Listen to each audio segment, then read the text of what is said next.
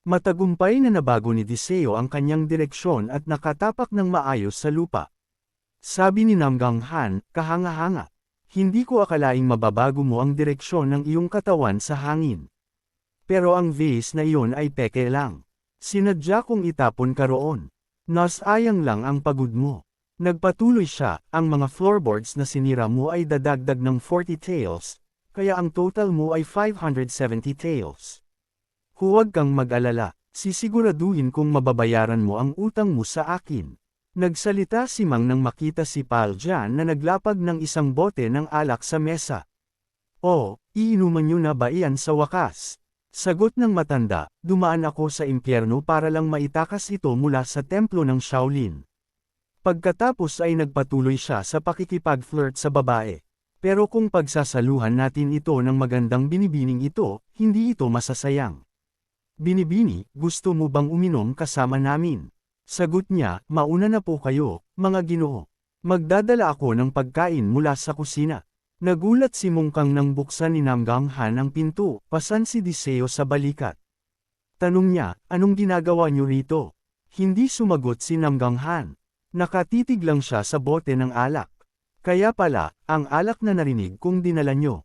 Nandito lang pala. Agad na nagsalita si Paljan para pigilan siya. Sandali lang, babalan ni Mungkang, kung hindi mo yan ibibigay, patay tayong dalawa. Nagmamadaling sumagot si Paljan, pakiusap, sandali lang. Siguradong may ibang paraan. Hindi siya binigyan ni Mungkang ng pagkakataong matapos at direktang inabot ang bote ng alak, binaliwala ang mga sigaw ni Paljan na, hindi. Tiningnan ni Namgang Han ang bote ng alak sa kanyang kamay at mahinang nagwika. Hindi masama. Itinapon niya si Deseo sa steward at nag-utos, sabihan si Lihan na gamutin ang mga sugat ng bata. Dagdag pa niya, sabihin niyo lang na utos ito mula sa patriarch. Hindi siya mangangahas na magreklamo. Sinalo ng steward si Deseo at yumukod. Naiintindihan ko po, sir.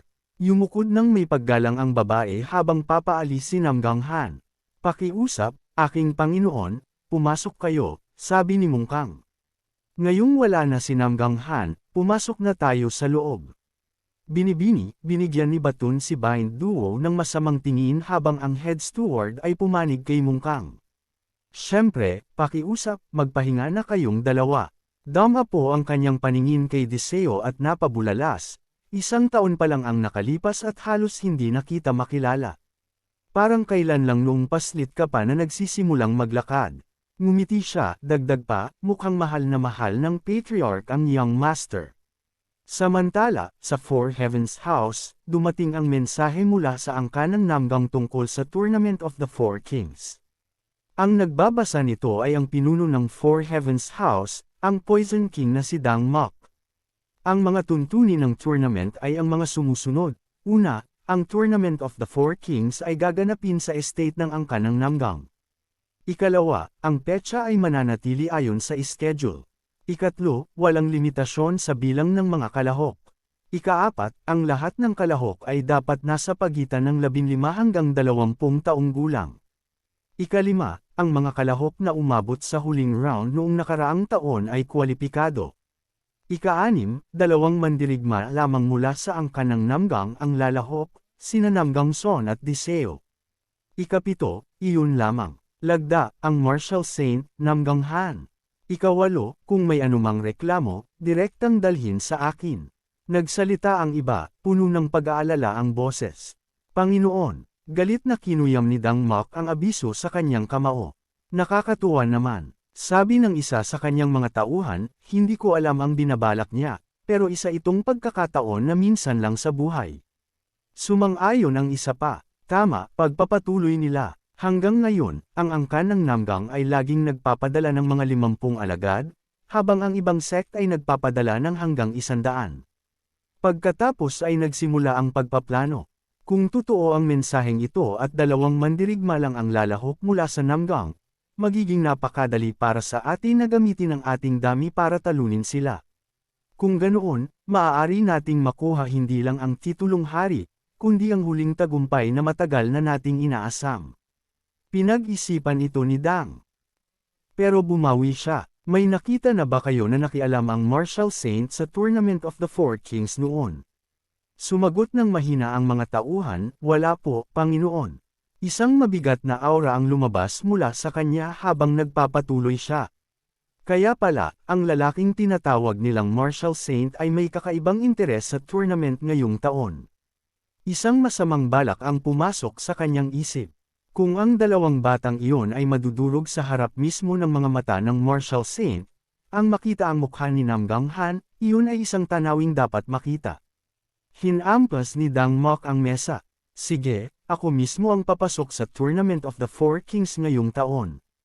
Pagkatapos ay nagutos siya, ipaalam sa mga alagad at ihanda ang lahat agad. Nagmadali ang kanyang mga tauhan na sundin ang utos. Ganito rin ang nangyayari sa buong martial world. Nagulat ang lahat, dalawa lang sila. Ang ilang sect ay nagsimulang magbalak na magsama-sama. Ang kanilang intensyon ay malinaw, itumba natin ang pamilya Namgang ng sabay-sabay. Ang iba naman ay mas nagpersige sa pagsasanay. Ngunit isang bagay ang sigurado, sa paghahatid ng sulat na iyon, sina Namgang Son at Deseo ay naging public enemy para sa lahat sa Tournament of the Four Kings.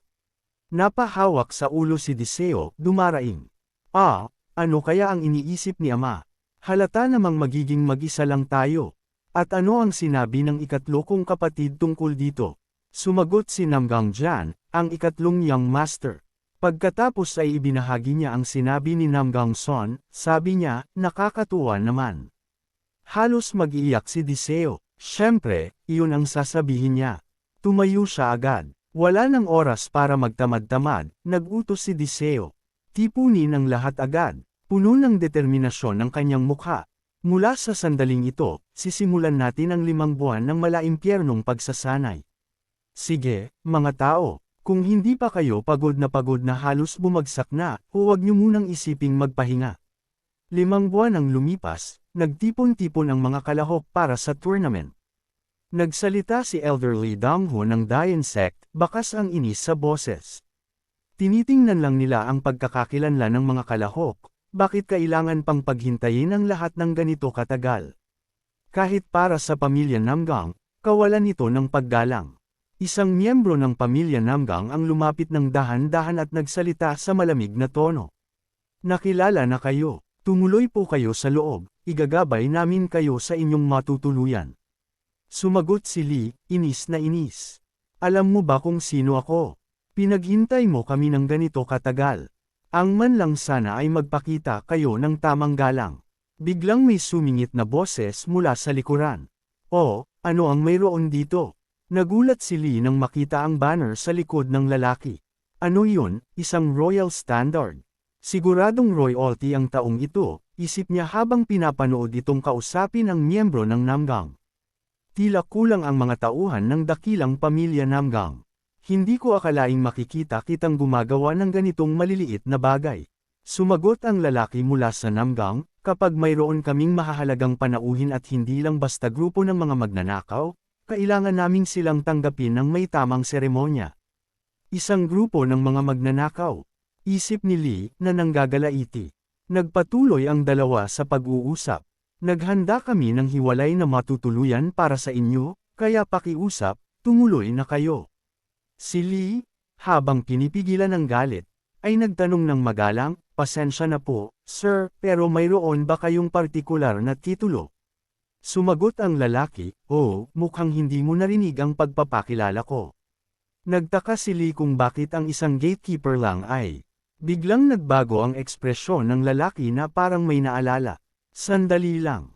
Huwag mong sabihing ikaw yung mula noong nakaraang taon. Ang lalaki sa likod ng insidenteng iyon, nakilala bilang Stain of the Dayan Sect. Bahagyang tumawa ang lalaki. Naalala mo rin pala ako. Siya si Quan Kim ng Namgang.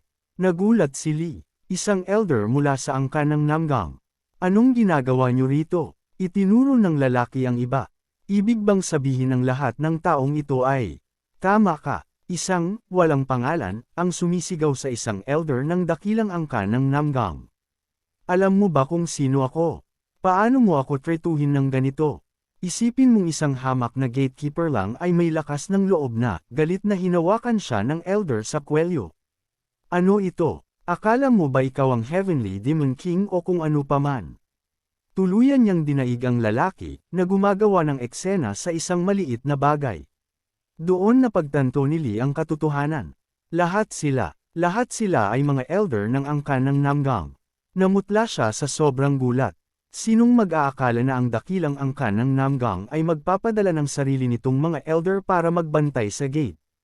Isang pakiramdam ng takot ang bumalot sa kanya habang nagtatanong, ano kaya ang mangyayari sa Four Kings Tournament na ito? Ang mga miyembro ng Namgang ay nakahandusay sa lupa habang si Diseo ay abala pa rin sa kanyang pagsasanay. Lumapit ang attendant sa kanya. Young Master, simula niya. Oras na para dumalo sa qualifying rounds ng Four Kings Tournament. Idinilat niya ang kanyang mga mata at sumagot, alam ko. Pagkatapos ay tumayo siya at naglabas ng kanyang lakas sa huling pagkakataon. Isang malakas na hangin ang umihip sa paligid niya at ngumiti siya ng may kasiyahan. Handa na ang lahat. Nagpatuloy si Diseo, aalis na ako, attendant. Ngumiti ito ng matamis. Sana ay maging ligtas ang iyong paglalakbay. Tiningnan ni Diseo ang kalagayan ng ibang mga lalaki. Siguraduhing bigyan ng mga matatandang handal na ito ng kaunting pabuya para sa kanilang pagod at hayaan silang magpahinga. Sumunod ang attendant sa kanyang utos. Naiintindihan ko po, sir. Pagkatapos ay nagtanong siya, oh, tama, attendant. May dala ka bang pera? Nagtaka ang attendant. Ha? Bakit mo na itanong? Nasaan ang sarili mong pera? Ngumisi si Diseo. Dahil balak kong kumita ng malaki, syempre. Habang humahakbang si Diseo sa arena, bawat mata ay nakatuon sa kanya. Sabi niya sa sarili, oh, mukhang napakaraming tao ang nagtipon dito. At bawat isa sa kanila ay iisa lamang ang iniisip. Ang batang iyon. Para sa kanila, siya ang tanyag at madulas na igat, ang young master na si Diseo ng Snowball. Bago pa may makapagsalita, isang boses ang umalingaw sa karamihan. Dudustin ko silang lahat. Ang ibang mga kalahok ay natulala sa gulat. Ang nagsalita ay kapapalo lang sa kalahok na si Likuen at sa iba pang mga disipulo ng Shaolin sa mismong mukha. Nagwika si Diseo, narito rin pala kayo. Nakatinggaral kayo rito. Sumagot sila, matagal na ring panahon, young master. Dagdag pa ng isa, tama iyon. Totoo nga ang mga sabi-sabi. Sinasabing kinuha ng young master ang pamumuno sa Shaolin para sa ikabubuti ng mundo ng martial arts. Sabat naman ng isa pa, tingnan niyo roon. Nakatayo ang young master sa tabi mismo ng mga mongheng Shaolin, binabantayan sila ng buong sipag. Naguluhan si Diseo, anong klaseng chismis ito? Sinong magpapakalat ng ganyang kalokohan? Galit na galit siya nang matanto kung sino ang may gawa nito. Akala ko talaga puro salita lang ang puting buhok na iyon, pero seryoso pala siya. Napakaipal talaga ng bastos na Namgang Jan na iyon, sa loob-loob ni Diseo. Iritableng nagtanong si Likuen, dudustin ko na ba siya ngayon din? Agad siyang pinigilan ni Diseo. Hayaan mo na yan, pakiusap. May isa pang nagsalita. Tumahimik ang lahat. Pagkatapos ay nagpatuloy siya sa anunsyo. Magsisimula na ang qualifying round. Ipinaliwanag niya ang mga tuntunin. Ang arena na ito ay may 20th zone at bawat zone ay magkakaroon ng 50 kalahok na sabay-sabay na maglalaban. Sa 50 taong iyon, isa lamang ang uusad sa ikalawang round. Kapag napili na ang 20 nanalo, maglalaban-laban sila hanggang 2 na lamang ang matira para sa huling laban. Sinuri ni Diseo ang paligid, iniisip na halatang tensyonado ang lahat. Pagpapatuloy ng announcer, kapag tinawag ko ang pangalan niyo, pumunta sa itinakdang posisyon. Napaisip si Diseo, kaya, ang unang taong tatawagan. Sa sandaling matapos magsalita ang lalaki, kumikilos na siya. Diseo ng angkang Namgang, sa Combat Zone No. 1. Nagbulungan ang karamihan sa gulat. Napakabilis ng reflexes niya. Kumilos siya agad pagkatapos ng pangungusap.